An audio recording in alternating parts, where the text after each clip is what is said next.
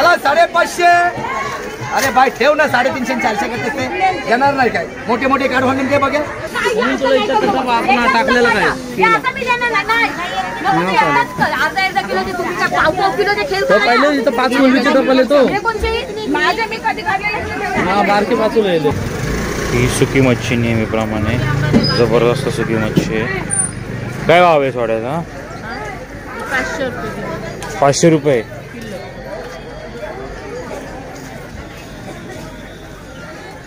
चांगले मस्त आहे. हे मोठे आहेत ना थोडे? कसे आहेत दिले? ते 500 650. हा तुकडा आहे. हा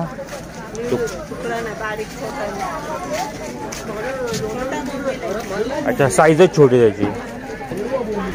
आज मच्छी भरपूर आहे तशी.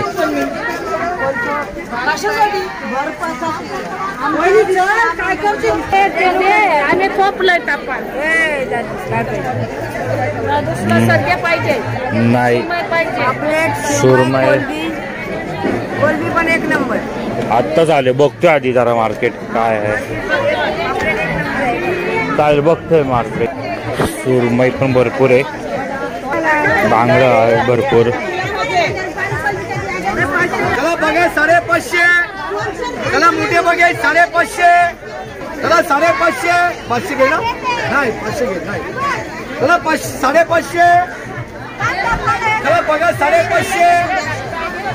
चला बघा 550. 500 द्यायचे. हा देशील नाही 400 केले म्हणून बोलते 500 द्यायचे. आज बोटी मस्त आहेत. मोठ्या मोठ्या बोटी आहेत आज मस्त पैकी.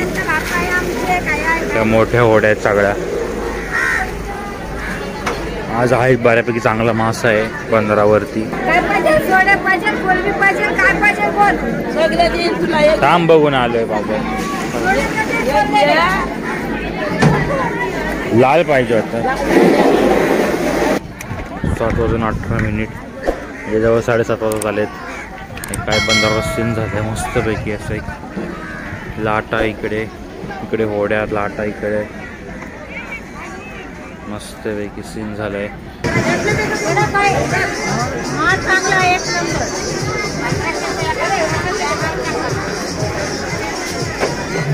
इकडं मोठी कोलंबी आहे. इकडं पापलेट पण दिसत आहे. छोटी साईज आहे पापलेटची. इथं ही कशी दिली सुरमा ही? हा बापरे टाईट हा बाजार आज चांगलाच. आज जाम जाम भाव कडक आहे. लय टाईट आहे बाजार. नाही वजनाचं नाही पण लय बाजार जाम टाईट आहे.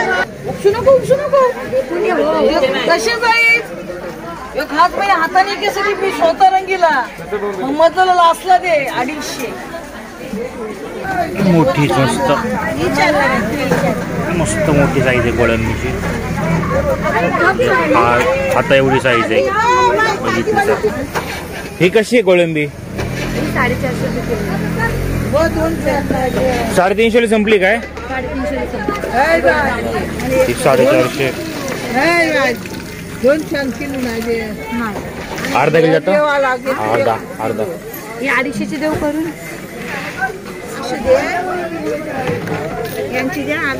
नाही कोलबी खाल्यावर कोलबी नाही एकूण देण्याची नाही मला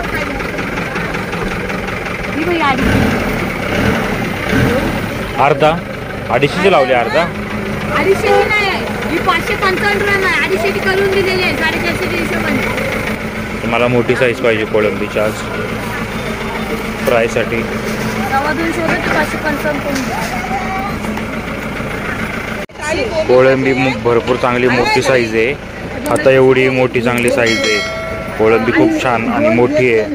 जबरदस्त मस्त. 1 किलोला 10 किलोला नाही दिले आणि अर्धा किलोला कशा? 300 रुपये डझन. 300 रुपये डझन. 300 रुपये डझन होते. चांगले होते. 350चा भाव चाललाय. बंदरावर मासे पण बरोबर आंबे पण चांगले मिळत आहेत 300 रुपयांनी. घेतली आहे. आता आम्ही त्याला मॅरिनेशन करतोय, मॅरिनेट करतोय. हळदी टाकते आहे मी. बाकी जो दुसरा गरम मसाला असतो घरातला तो तर नाहीच, फक्त लाल तिखट, लसूणची पेस्ट आहे. मीठ आत्ताच टाकून घेणार आहे मी, नंतर नाही टाकणार आहे. मॅरिनेट करायला ठेवतोय छान.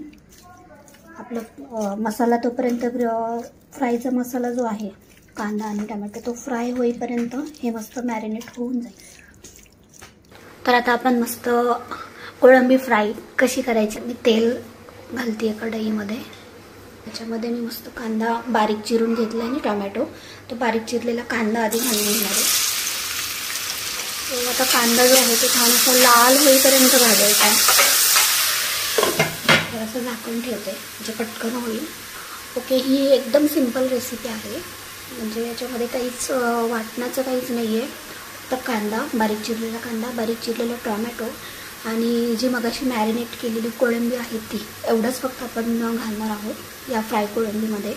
बाकी या व्हिडिओ जर तुम्ही बघताय आणि तुम्ही जर रेसिपी पाहताय तर तुम्ही जशी कोळंबी करता, तुम्ही कशी करता कोळंबी फ्राय याची रेसिपी कमेंट करून नक्की सांगा.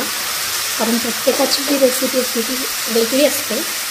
ही आमची रेसिपी आहे आणि याच्या व्यतिरिक्त जर काही वेगळं असेल तर तुम्ही आम्हाला कमेंट करून नक्की सांगा की अशा पद्धतीने देखील करा.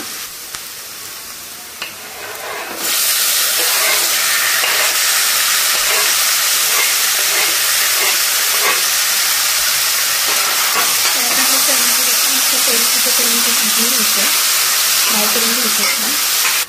हार्डली 15 ते 20 मिनटं लागतात या रेसिपीसाठी, त्यामुळे एकदम क्विक होते. फक्त कोळंबी सोलायला मात्र वेळ जातो, पण ही कोळंबी मात्र मोठी होती त्यामुळे हिला सोलायला मला फक्त 15 मिनटं लागली.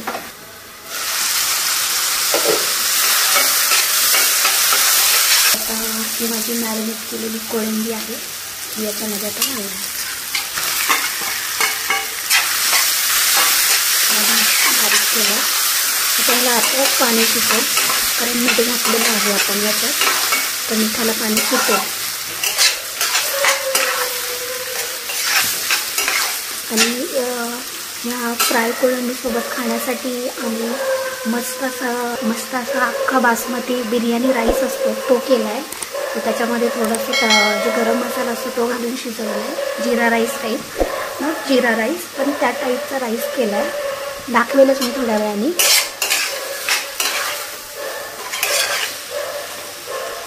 याला एक वाफ काढून घेऊया आपली आणि थोडंसं पाणी घालायचं याच्यात.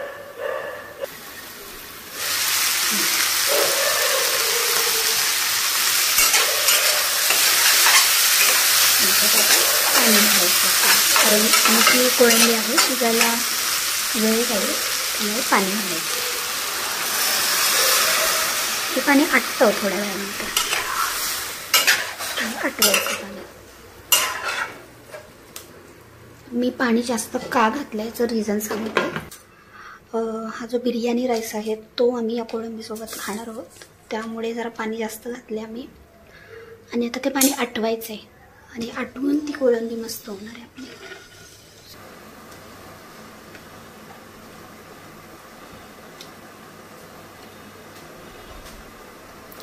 तर आता इथे आपली कोळंबी मस्त शिजून तयार आहे, बघू शकता तुम्ही इथे. तर ही मी थोडी ग्रेव्ही टाईपच ठेवली आहे, कारण ही आम्हाला भातासोबत खायची आहे. सो तुम्हाला जर करायची असेल तर तुम्ही थोडं पाणी कमी घालू शकता. आम्हाला ही भातासोबत खायची आहे, त्यामुळे आम्ही थोडीशी अशी ग्रेव्ही अशी ठेवली आहे. सो आमची कोळंबी आता ही शिजून मस्तपैकी तयार आहे.